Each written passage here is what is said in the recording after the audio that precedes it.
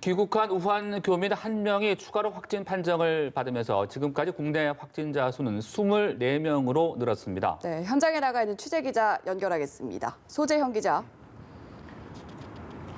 네, 저는 현재 3명의 국내 확진자가 격리된 뒤 치료를 받고 있는 국립중앙의료원에 나와 있습니다. 보건당국에 따르면 어제 충남 아산 경찰인재개발본에서 생활하던 우한 교민 한 명이 이곳 국립중앙의료원으로 이송됐습니다. 이 교민은 국내 24번째 확진자로 지난달 31일 정부 전세기로 귀국한 28살 남성입니다. 단체로 귀국한 우한 교민 가운데 두 번째 확진 사례입니다. 현재까지 국내 확진자는 모두 24명이고 이 가운데 완치된 환자는 2명입니다. 격리 환자들 가운데 서울대병원 한 명도 현재 상태가 호전돼 조만간 퇴원이 가능할 것이라고 의료진은 밝혔습니다. 또 명지병원 한 명은 퇴원이 가능할지를 판단하는 두 번째 바이러스 검사를 받고 있습니다. 다만 의심 증상자 327명이 신종 코로나 검사를 받고 있어 확진자는 더 늘어날 수 있는 상황입니다.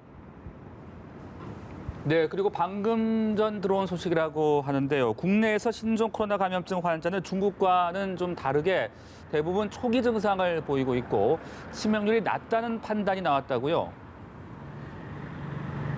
네, 그렇습니다. 방금 신종 코로나 바이러스 감염증 중앙임상 태스크포스에서 밝힌 내용인데요. 의료진은 발병자 대비 사망자 수를 뜻하는 치명률이 2%가 넘는 중국과는 달리 국내 상황은 다르다고 선을 그었습니다. 이미 폐렴 등 중증으로 발전된 이후 의료기관을 찾는 사례가 많았던 중국과는 달리 국내에서는 초기에 발견과 치료가 이뤄진다는 겁니다. 감염자의 평균 연령도 42세로 비교적 낮고 발열 등 초기 증상이 나타나면 곧바로 검사와 치료에 들어가 치명률이 높지 않을 것이라고 보고 있습니다. 실제 현재 의료기관에서 치료를 받고 있는 확진자들 모두 중증으로 발전하지 않고 양호한 상태인 것으로 전해졌습니다. 다만 감염력이 비교적 높고 노인이나 어린이 등 취약계층으로 번지면 우려스러울 수는 있다며 마냥 안심할 수만은 없는 상황이라고 지적했습니다. 지금까지 국립중앙의료원에서 연합뉴스TV 소재형입니다.